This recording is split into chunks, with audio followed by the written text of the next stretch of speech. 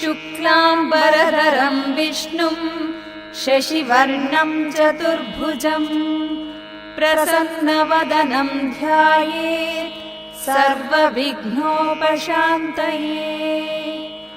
अथ श्रीगणपतिसहस्रनामस्तोत्रम्। अस्य श्रीगणपतिसहस्रनाम महामन्त्रस्य गणकऋषिः निःसृद्गायत्री छन्दः गां बीजं गीं शक्तिः गूं कीलकम् गं गणपतिर्देवता महाविघ्नप्रमुच्यते महादोषात् प्रमुच्यते। मम महाफलप्राप्त्यर्थे सर्वकार्यसिद्ध्यर्थे पूर्णफलसिद्ध्यर्थे जपपारायण अर्चनं करिष्ये। ध्यानम्। एकदन्तं चतुर्हस्तं पाशमङ्कुशधारिणम् रदं च वरदं हस्तै बिभ्राणं मूषकध्वजम् रक्तं लम्बोदरं शूर्पकर्णं रक्तवाससं रक्तगन्धानुलिप्ताङ्गं रक्तपुष्टैः सुपूजितम् भक्तानुकम्पिनं देवं जगत्कारणमच्युतम् आविर्भूतं च सृष्ट्यादौ प्रकृतेः पुरुषात् परम् एवं ध्यायति यो नित्यं स योगी योगिनां वरः। ॐ गणेश्वरो गणक्रीडो गणनाथो गणाधिपः एकदन्तो वक्रतुण्डो गजवक्त्रो महोदरः लम्बोदरो धूम्रवर्णो विकटो विघ्ननाशनः सुमुखो दुर्मुखो बुद्धो विघ्नराजो गजाननः भीमप्रमोद आमोदः सुरानन्दो मदोत्कटः हेरम्बः शम्बरः शम्भुर्लम्बकर्णो महाबलः नन्दनो लम्पटो भीमो मेघनादो गणञ्जयः विनायको विरूपाक्षो वीरः शूरवरप्रदः महागणपतिर्बुद्धिप्रियः रुद्रप्रियो गणाध्यक्ष उमापुत्रो घनाशनः कुमारगुरुरीशानपुत्रो मूषकवाहनः सिद्धिप्रियः सिद्धिपतिः सिद्धिः सिद्धिविनायकः अविघ्नस्तुम्बुरुः सिंहवाहनो मोहिनीप्रियः कटङ्कटो राजपुत्रः शालकासंमितो मितः कूष्माण्डसामसम्भूतिर्दुर्जयो दुर्जयो जयः भूपतिर्भुवनानां च भूतानां पतिरव्ययः विश्वकर्ता विश्वमुखो विश्वरूपो निधिर्घृणिः कविः कवीनां वृषभो ब्रह्मण्यो ब्रह्मवित्प्रियः ज्येष्ठराजो निधिपतिर्निधिप्रियपतिप्रियः हिरण्मयपुरान्तस्थः सूर्यमण्डलमध्यगः कराहतिध्वस्तसिन्धुसलिलः पूषदन्तभित् उमाङ्ककेली कुतुकी मुक्तिदः कुलपावनः किरीटी कुण्डलीहारी वनमाली मनोमयः वैमुख्यहत दैत्यश्रीः पादहतिजितक्षितिः सद्यो जातः स्वर्णमुञ्जमेखली दुर्निमित्तहृत् दुःस्वप्नदुष्टशमनो गुणीनादप्रतिष्ठितः सुरूपः सर्वनेत्राधिवासो विभ्राजिनूपुरः पीताम्बरः खण्डरदः खण्डवैशाखसंस्थितः चित्राङ्गः श्यामदशनो पालचन्द्रश्चतुर्भुजः योगाधिपस्तारकस्तः पुरुषो गजकर्णकः गणाधिराजो विजयस्थिरो गजपतिर्ध्वजी देवदेव स्मर प्राणदीपको वायुकीलकः विषश्चिद्वरदो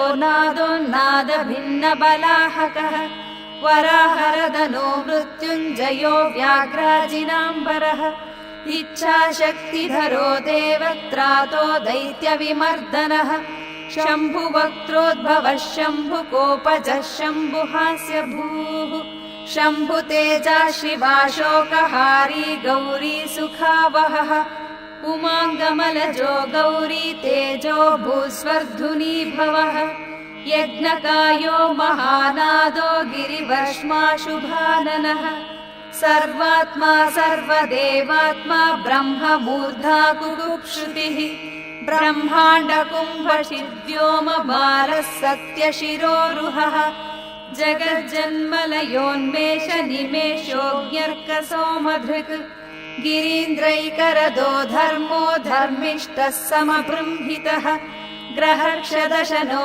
वाणी जिह्वो वासवनासिकः भूमध्य संस्थितकरो ब्रह्मविद्यामदोदकः कुलाचलांसः सोमार्कघण्टो रुद्रशिरोधरः नदीनदभुजः सर्वाङ्गुलीकस्तारकानकः व्योमनाभिश्रीहृदयो मेरुपृष्ठोर्णवोदरः कुक्षिस्तयक्षगन्धर्वरक्षः किंनरमानुषः पृथ्वीकटिसृष्टिलिङ्गः शैलोरुदग्रजानुकः पातालजङ्घो मुनिपात्कालाङ्गुष्ठस्त्वयीतनुः ज्योतिर्मण्डललाङ्गूलो हृदयालाननिश्चलः हृत्पद्मकर्णिकाशाली वियत्केलिसरोवरः सद्भक्तध्याननिगडः पूजावारिनिवारितः प्रतापी काश्यपो मन्ता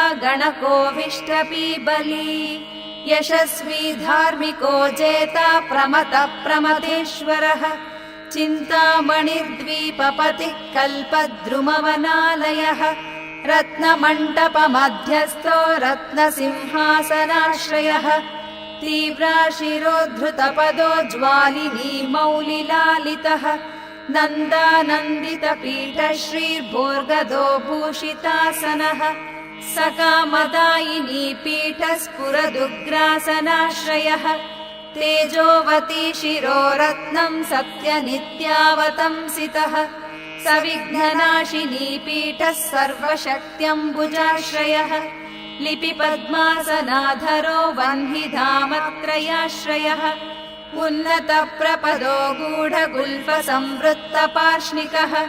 मीनजङ्गश्क्लिष्टजानुस्थूलोरुप्रोन्नमत्कटिः निम्ननाभिस्थूलकुक्षिः पीनवक्षा बृहद्भुजः पीनस्कन्धः कम्बुकण्ठो लम्बोष्ठो लम्बनासिकः भग्नवामरदस्तुङ्गः सव्यदन्तो महाहनुः ह्रस्वनेत्रत्रयः शूर्पकर्णो निबिडमस्तकः स्तबकाकारकुम्भाग्रो रत्नमौलिर्निरङ्कुशः सर्पहारकटीसूत्रः सर्पयज्ञोपवीतवान् सर्पकोटीरकटकः सर्पग्रैवेयकाङ्गदः सर्पकक्षोदराबन्धः सर्पराजोत्तरीयकः रक्तो रक्ताम्बरधरो रक्तमाला विभूषणः रक्तेक्षणो रक्तकरो रक्ततालोष्टपल्लवः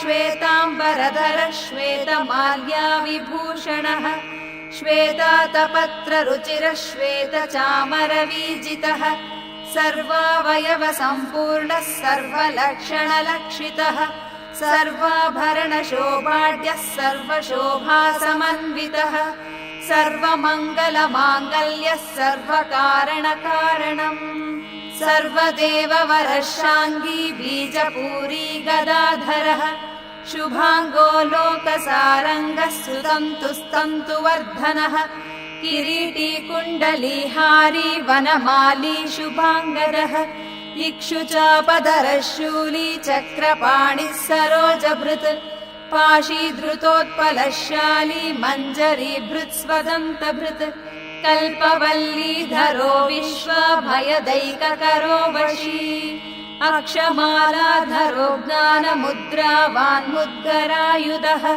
पूर्णपात्रीकम्बुधरो विधृताङ्कुशमूलकः करस्ताम्रफलश्च्यूतकलिकाभृत्कुटारवान् पुष्करस्थः स्वर्णघटी पूर्णरत्नाम्बुवर्षकः भारती सुन्दरी नाथो विनायकरतिप्रियः महालक्ष्मी प्रियतमः सिद्धलक्ष्मी मनोरमः रमा रमेश पूर्वाङ्गो दक्षिणो मामहेश्वरः महीवराह वामाङ्गो रतिकन्दर्प पश्चिमः आमोदमोद जननः सप्रमोद प्रमोदनः संवर्धित महावृद्धिर्वृद्धिसिद्धिप्रवर्धनः दत्त सौमुख्य सुमुखः कान्तिकन्दलिताश्रयः मदनावत्याश्रिताङ्घ्रिकृत वैमुख्य दुर्मुखः विघ्नसम्पल्लवः पद्मः सर्वोन्नतमदद्रवः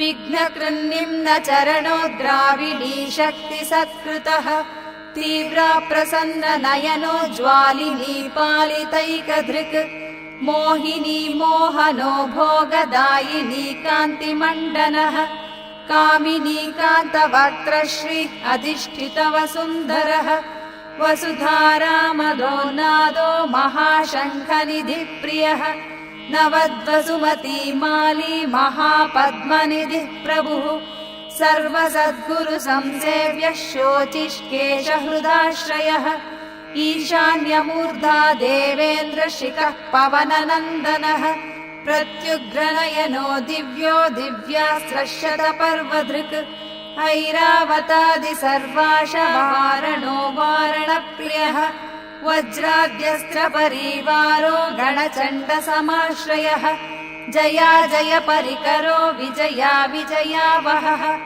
अजयार्चितपादाब्जो नित्यानन्दवनस्थितः विलासिनी कृतोल्लासः शौण्डी सौन्दर्यमण्डितः अनन्तानन्तसुखदः सुमङ्गलः ज्ञानाश्रयक्रियाधार इच्छाशक्तिनिषेवितः सुभगा संश्रितपदो ललिताश्रयः कामिनी पालनः कामकामिनी केलिलालितः सरस्वत्याश्रयो गौरी नन्दनः श्रीनिकेतनः गुरुर्गुप्तपदो वाचा सिद्धो वागीश्वरीपतिः नलिनी कामुको वामा रामो ज्येष्ठा मनोरमः रौद्री मुद्रितपादाब्जो हुम्बीजस्तुङ्गशक्तिकः विश्वादिजनरत्राणः स्वाहा शक्तिः सकीलकः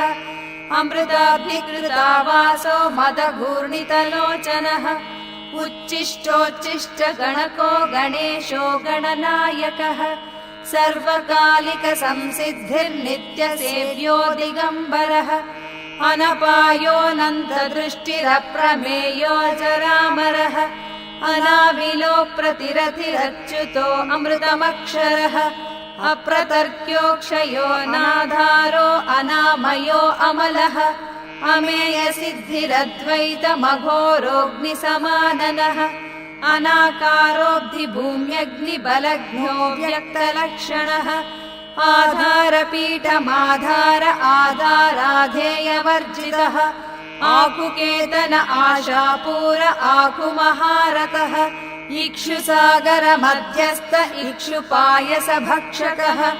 इक्षुचापातिरेकश्रीरिक्षुचापनिषेवितः इन्द्रगोपसमान श्रीरिन्द्रनीलसमद्युतिः इन्दीवरदलश्याम इन्दुमण्डलमण्डितः इन्दुप्रिय इडाभाग इडावानिन्दिराप्रियः इक्ष्वाकुविघ्नविध्वंसी इति कर्तव्यतोत्थितः ईशानमौलिरीशान ईशानप्रिय ईतिः येषाणत्रयकल्पान्त ईहा मात्रविवर्जितः उपेन्द्र उडुबृन्मौलिरुडुनाथकरप्रियः उन्नतासन उत्तुङ्ग उदारस्त्रिदशाग्रणीः ऊर्जस्वलूष्मलप्रद ऊहापोहदुरासदः ऋग्यजुस्सामनयन रुद्धिसिद्धिसमर्पकः ऋजुचित्तैकसुलभो ऋणत्रयविमोचनः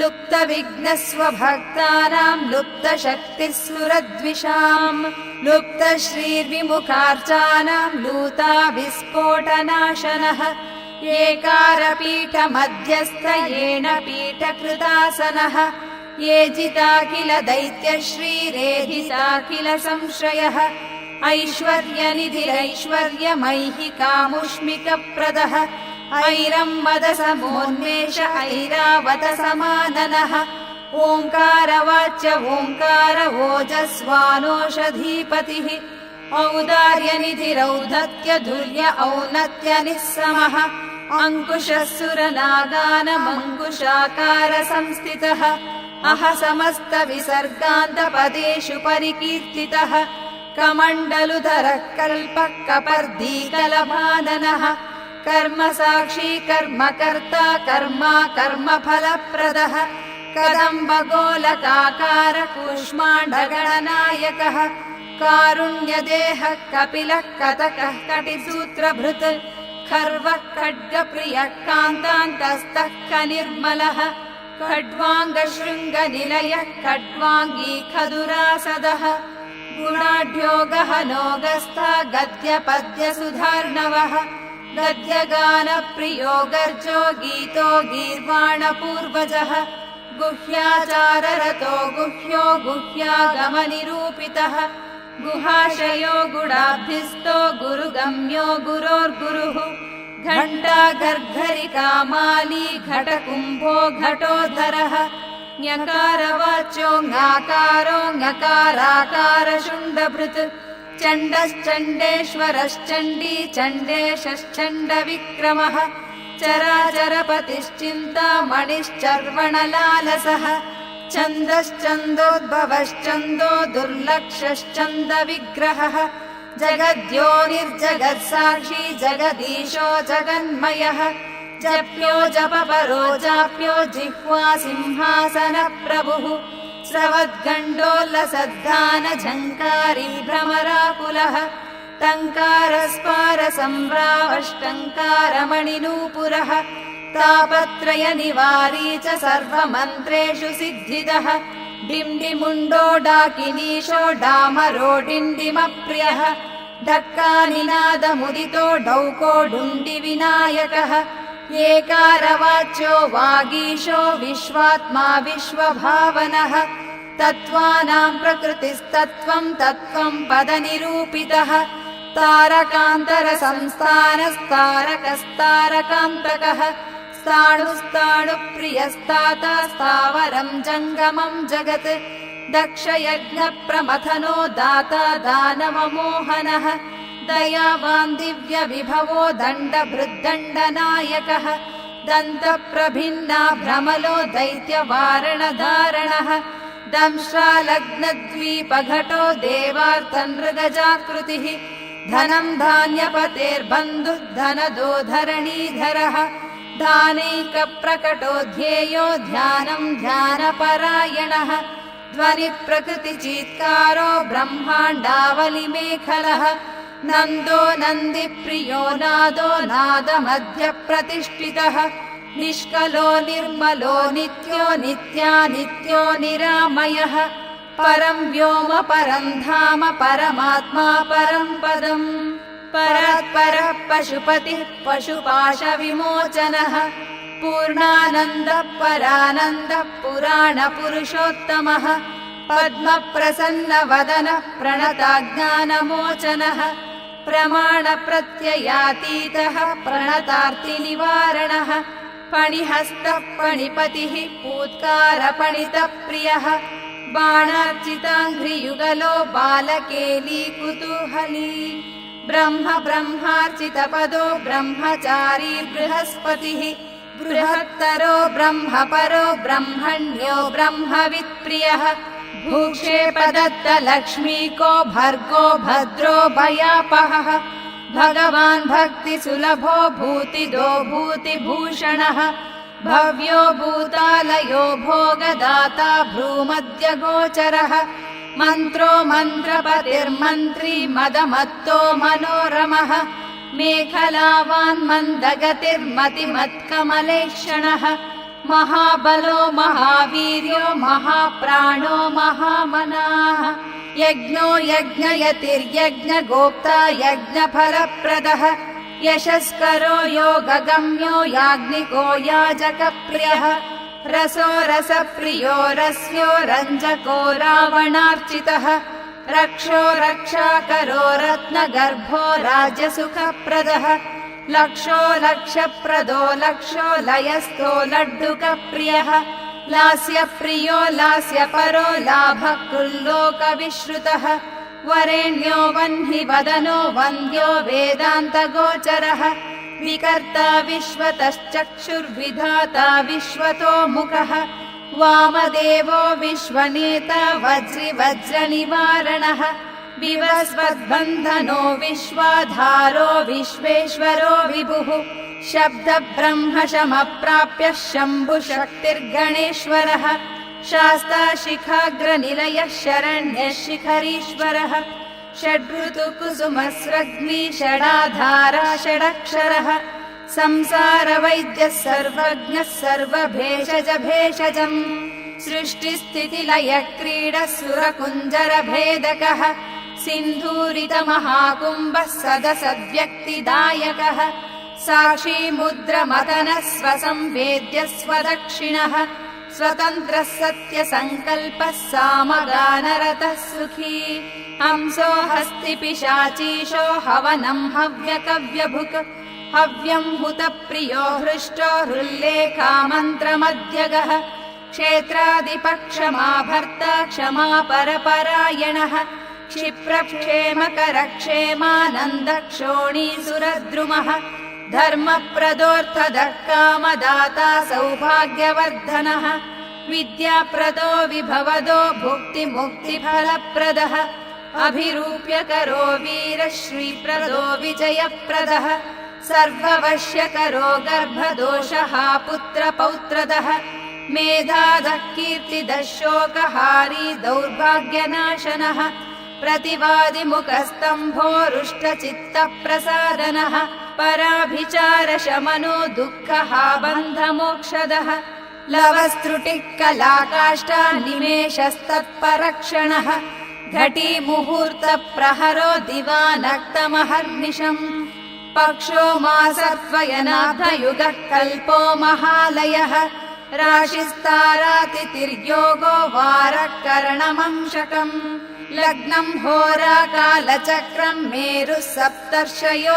ध्रुवः राहुर्मन्दः कविर्जीवो बुधो भौमः शशीरविः कालसृष्टिस्थितिर्विश्वम् स्थावरम् जङ्गमम् जगत् भूरापोऽग्निर्मरुद्व्योमा अहङ्कृतिः प्रकृतिः पुमान् ब्रह्म विष्णुः शिवो रुद्र ईशः शक्तिः सदाशिवः त्रिदशापितरः सिद्धा यक्षा रक्षांसि किन्नराः सिद्धविद्याधरा भूता मनुष्याः पशवः खगाः समुद्राः सरितः शैला भूतम् भव्यम् भवोद्भवः साङ्ख्यम् पातञ्जलम् योगम् पुराणानि श्रुतिस्मृतिः वेदाङ्गानि सदाचारो मीमांसा न्यायविस्तरः आयुर्वेदो धनुर्वेदो गान्धर्वम् काव्यनाटकम् वैखानसम् भागवतम् मानुषम् पाञ्चरात्रकम् शैवम् पाशुपतम् कालमुखम् भैरवशासनम् शाक्तम् वैनायकम् सौरम् जैनमार्हतसंहिता सदसद्व्यक्तमव्यक्तिम् सचेतनमचेतनम् बन्धो मोक्षः सकम् भोगो योगः सत्यमणुर्महान् स्वस्ति हुं फट् स्वधा स्वाहा श्रौषट् वौषट् वषट् समः ज्ञानम् विज्ञानमानन्दो बोधः संवित् समः शमः एक एकाक्षराधार एकाक्षरपरायणः एकाग्रधीरेकवीर एकोऽनेकस्वरूपधृक् द्विरूपो द्विभुजो द्व्यक्षो द्विरदो द्विपरक्षकः द्वैमातुरो द्विवदनो द्वन्द्वहीनो द्वयातिगः त्रिधाम श्रीकरस्त्रेता त्रिवर्गफलदायकः त्रिगुणात्मा त्रिलोकादिस्त्रिशक्तिशस्त्रिलोचनः चतुर्विधवचो वृत्तिः परिवृत्तिः प्रवर्तकः चतुर्मुखमयोपायश्चतुर्वर्णाश्रमाश्रयः चतुर्थी पूजनप्रीतश्चतुर्थीतिथि सम्भवः चतुर्बाहुश्चतुर्दन्तश्चतुरात्मा चतुर्भुजः पञ्चाक्षरात्मा पञ्चात्मा पञ्चास्यः पञ्चकृत्यकृत् पञ्चाधारः पञ्चवर्णः पञ्चाक्षरपरायणः पञ्चतालः पञ्चकरः पञ्चप्रणवभावितः पञ्चब्रह्ममयस्फूर्तिः पञ्चावरणवारितः पञ्चभक्षप्रियः पञ्चबाणः पञ्चशिवात्मकः षट्कोणपीठः षट्चक्रधामा षड्ग्रन्थिभेदकः षडङ्गध्वान्तविध्वंसी षडङ्गुलमहाह्रदः षण्मुखः षण्मुखभ्राता षट्शक्तिपरिवारितः षड्वैरिवर्गविध्वंसी षडूर्मिभयभञ्जनः षट्तर्कदूरः षट्कर्मा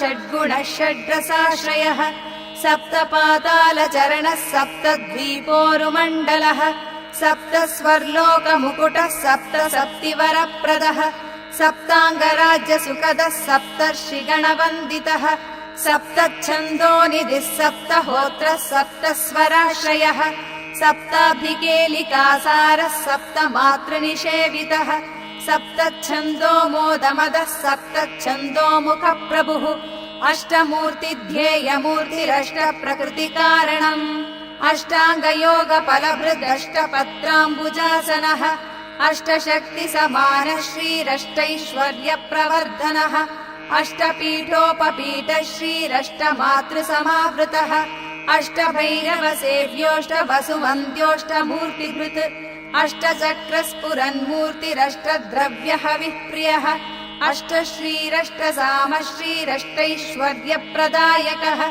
नवनागासनाध्यासी नवनिध्यनुशासितः नवद्वारपुरावृत्तो नवद्वारनिकेतनः नवनाथमहानाथो नवनागविभूषितः नवनारायणस्तुत्यो नवदुर्गानिषेवितः नवरत्नविचित्राङ्गो नवशक्तिशिरोद्धृतः दशात्मको दशभुजो दशदिक्पतिवन्दितः दशाध्यायो दशप्राणो दशेन्द्रियनियामकः दशाक्षरमहामन्त्रो दशाशाव्यापि विग्रहः एकादशमहारुद्रैस्तुतश्चैकादशाक्षरः द्वादशद्विदशाश्रादिदोर्दण्डास्त्रनिकेतनः त्रयोदशभिधा भिन्नो विश्वे देवाधिदैवतम् चतुर्दशेन्द्रवरदश्चतुर्दशमनुप्रभुः चतुर्दशाद्यविद्याढ्यश्चतुर्दश जगत्पतिः साम पञ्चदश पञ्चदशी शीतांशुनिर्मलः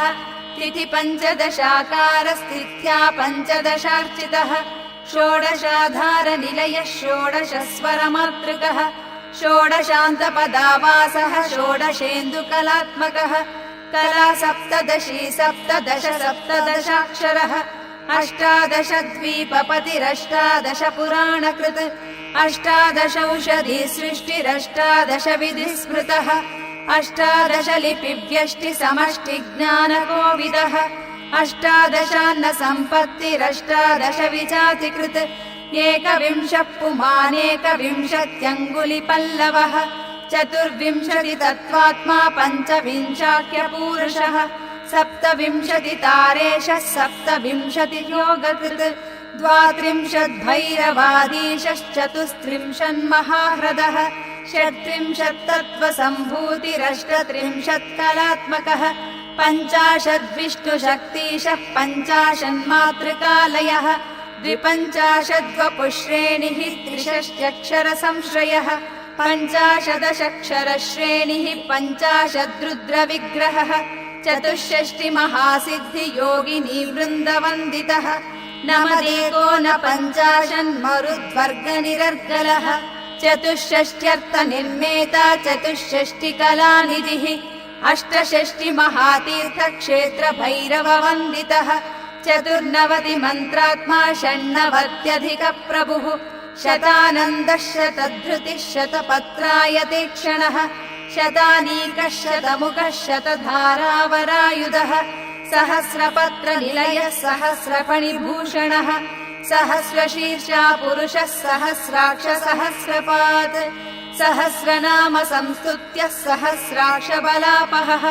दशसाहस्रफणिभृत्फणिराजकृतासनः अष्टाशीतिसहस्राद्यमहर्षिस्तोत्रपाठितः लक्षाधारप्रियाधारो लक्षाधारमनोमयः चतुर्लक्ष जपप्रीतश्चतुर्लक्ष प्रकाशकः 84 लक्षाणाम् जीवानाम् देह संस्थितः कोटिसूर्यप्रतीकाशः कोटिचन्द्रांश निर्मलः शिवोद्भवाद्यष्टकोटिवैनायकधुरन्धरः 7 महामन्त्रमन्त्रितावयवद्युतिः 33 कोटिसुरश्रेणी प्रणतपादुकः अनन्तदेवता सेव्यो ह्यनन्तशुभदायकः अनन्तनामानन्त श्रीरनन्तोऽनन्तसौख्यदः अनन्तशक्तिसहितो ह्यनन्तमुनिसंस्तुतः अनन्तमुनिसंस्तुत ॐ नम इति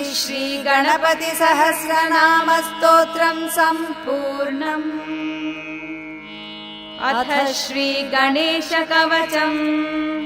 गौर्युवाच येषोऽति चपलो दैत्यान् बाल्ये ध्यानाशयत्यहो अग्रे किम् कर्म कर्तेति न जाने मुनिसत्तमा दैत्या नानाविधा दुष्टः साधु वेषद्रुहः कलाः हतोऽस्य कण्ठे किञ्चित् त्वम् रक्षार्थम् बद्धुमर्हसि।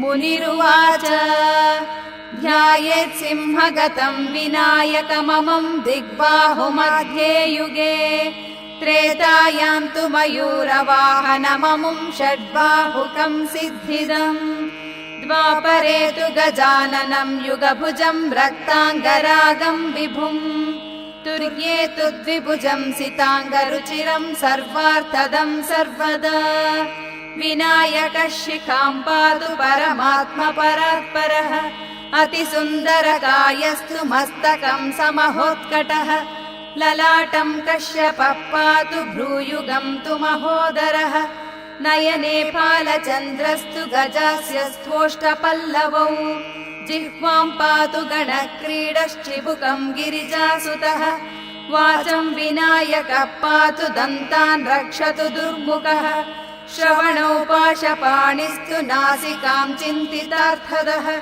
गणेशस्तु मुखम् कण्ठम् पातु देवो गणञ्जयः स्कन्दौ पातु गजस्कन्दस्तनौ विघ्नविनाशनः हृदयम् गणनाथस्तु हेरम्भो जठरम् महान् धराधरः पातु पार्श्वौ पृष्ठम् विघ्नहरः शुभः लिङ्गम् गुह्यम् सदा पातु वक्रतुण्डो महाबलः गणक्रीडो जानुजङ्घे ऊरु मङ्गलमूर्तिमान् एकदन्तो महाबुद्धिः पादौ गुल्फौ सदावतु क्षिप्रप्रसादनो बाहु पाणि आशाप्रपूरकः अङ्गुलीश्च नखान् पातु पद्महस्तोरिनाशनः सर्वाङ्गानि मयूरेशो विश्वव्यापी सदावतु अनुक्तमपि यः स्थानम् धूम्रकेतुः सदावतु आमोदस्वग्रतः पातु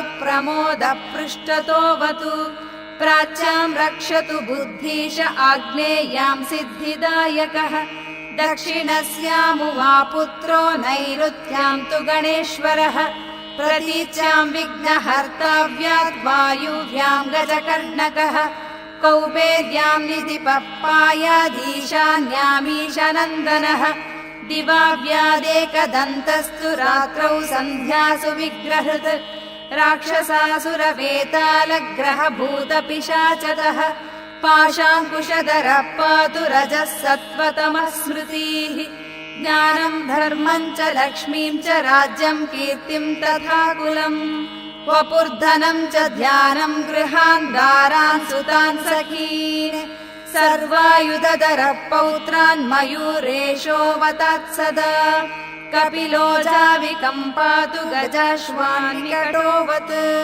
भूर्जपत्रे लिखिद्वेदम् यः कण्ठे धारयेत् सुधीः न भयम् जायते तस्य यक्षरक्षः पिशाचतः त्रिसन्ध्यम् जपते यस्तु वज्रसारतनुर्भवेत् यात्राकाले पठेद्यस्तु निर्विघ्नेन फलम् लभेत् युद्धकाले पठेद्यस्तु विजयम् चाप्नुयाद्धृतम् मारणोच्चाटनाकर्ष्य स्तम्भमोहनकर्मणि सप्तवारं जपेदेतद्दिनानामेकविंशतिम् तत्तत्फलमवाप्नोति साधको नात्र संशयः। 21वारं च पठेत्तावद्दिनानि यः कारागृहगतं सद्यो राज्ञा वध्यं च मोचयेत्। राजदर्शनवेलायां पठेदेतत्त्रिवारतः स राजानं वशं नीत्वा प्रकृतिश्च सभां जयेत्। इदं गणेशकवचं कश्यपेन समीरितम् मुद्गलाय च तेनाथ माण्डव्याय महर्षये। मह्यं सप्राह कृपया कवचं सर्वसिद्धिदम् न देयं भक्तिहीनाय देयं श्रद्धावते शुभम्। यस्यानेन कृता रक्षा न बाधास्य भवेत् क्वचित् राक्षसासुरवेताल दैत्यदानवसम्भवा। इति श्रीगणेशकवचं सम्पूर्णम्। अथ श्रीगणपति अष्टोत्तरशतनामावलिः। ॐ विनायकाय नमः। ॐ विघ्नराजाय नमः। ॐ गौरीपुत्राय नमः। ॐ गणेश्वराय नमः। ॐ स्कन्दाग्रजाय नमः। ॐ अव्ययाय नमः। ॐ पूताय नमः। ॐ दक्षाध्यक्षाय नमः। ॐ द्विजप्रियाय नमः। ॐ अग्निगर्भच्छिदे नमः। ॐ इन्द्रश्रीप्रदाय नमः। ॐ वाणीबलप्रदाय नमः। ॐ सर्वसिद्धिप्रदाय नमः। ॐ शर्वतनयाय नमः। ॐ शर्वरीप्रियाय नमः। ॐ शर्वप्रियाय नमः। ॐ सर्वात्मकाय नमः। ॐ सृष्टिकर्त्रे नमः। ॐ देवानिकार्चिताय नमः। ॐ शिवाय नमः। ॐ शुद्धाय नमः। ॐ बुद्धिप्रियाय नमः। ॐ शान्ताय नमः। ॐ ब्रह्मचारिणे नमः। ॐ गजाननाय नमः। ॐ द्वैमातुराय नमः। ॐ मुनिस्तुत्याय नमः। ॐ भक्तविघ्नविनाशकाय नमः। ॐ एकदन्ताय नमः। ॐ चतुर्बाहवे नमः। ॐ शक्तिसंयुताय नमः। ॐ चतुराय नमः। ॐ लम्बोदराय नमः। ॐ शूर्पकर्णाय नमः। ॐ हेरम्बाय नमः। ॐ ब्रह्मवित्तमाय नमः। ॐ कालाय नमः। ॐ ग्रहपतये नमः। ॐ कामिने नमः। ॐ सोमसूर्याग्निलोचनाय नमः। ॐ पाशाङ्कुशधराय नमः। ॐ चण्डाय नमः। ॐ गुणातीताय नमः। ॐ निरञ्जनाय नमः। ॐ अकल्मषाय नमः। ॐ स्वयं सिद्ध्यसिद्धार्चितपदाय नमः। ॐ बीजपूरकाय नमः। ॐ अव्यक्ताय नमः। ॐ गदिने नमः। ॐ वरदाय नमः। ॐ शाश्वताय नमः। ॐ कृतिने नमः। ॐ विद्वत्प्रियाय नमः। ॐ वीतभयाय नमः। ॐ चक्रिणे नमः। ॐ इक्षुचापद्धृते नमः। ॐ अब्जोत्फलकराय नमः। ॐ श्रीजाय नमः। ॐ श्रीहेतवे नमः। ॐ स्तुतिहर्षिताय नमः। ॐ कालाद्रिभृते नमः। ॐ जटिने नमः। ॐ चन्द्रचूडाय नमः। ॐ अमरेश्वराय नमः। ॐ नागयज्ञोपवीतिने नमः। ॐ श्रीकण्ठाय नमः। ॐ रामार्चितपदाय नमः। ॐ व्रतिने नमः। ॐ स्थूलकण्ठाय नमः। ॐ त्रयीकर्त्रे नमः। ॐ सामघोषप्रियाय नमः।